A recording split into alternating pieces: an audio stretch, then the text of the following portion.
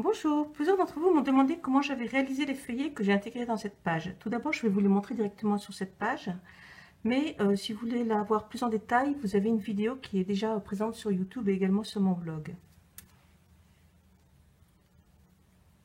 Alors, voici, je déploie les feuillets. Donc 4 photos,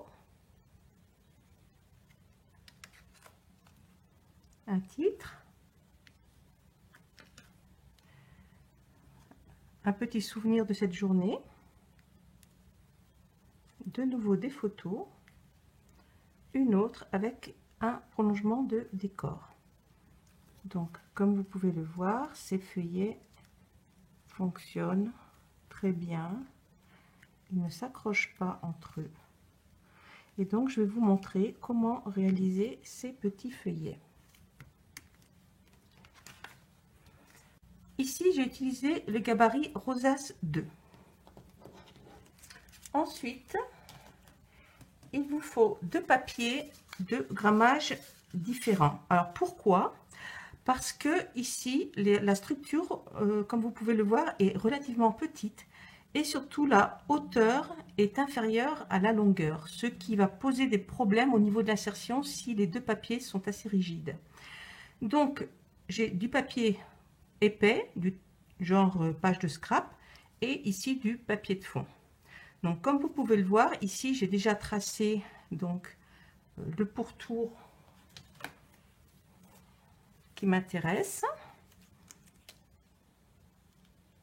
Voilà, donc sur l'extérieur des lignes courbes, pareil ici, et j'ai prolongé un petit peu les courbes afin de faciliter leur dessin par la suite.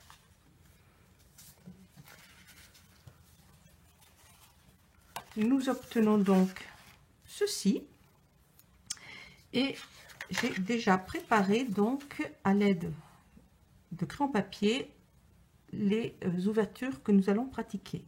Alors sur le papier épais, on réalise une fente dans la pliure et cette fente s'arrête à 1 cm du bord supérieur et inférieur.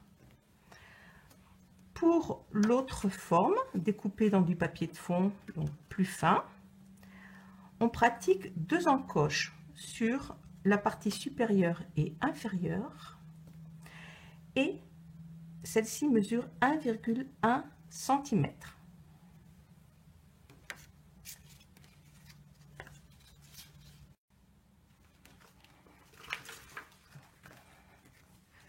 Voici les formes préparées. Pour celle qui est réalisée en papier plus épais, j'ai mis du scotch repositionnable pour la consolider lors de l'insertion du papier plus fin. Donc pour réaliser l'insertion, il faut dégager la fente du papier épais et courber légèrement le papier plus fin. Et maintenant, c'est la partie la plus délicate à réaliser puisqu'il faut éviter de déchirer l'une des 2 formes. Donc,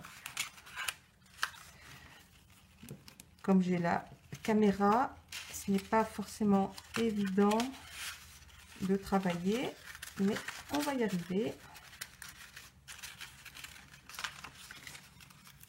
On enlève le scotch.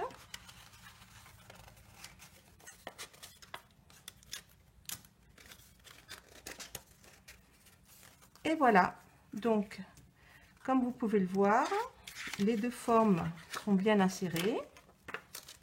Voilà, on appuie légèrement pour marquer les plis correctement. Et ensuite, si vous vous rendez compte que vos feuillets ne s'ajustent pas tout à fait, vous pouvez venir rogner légèrement la partie qui dépasse.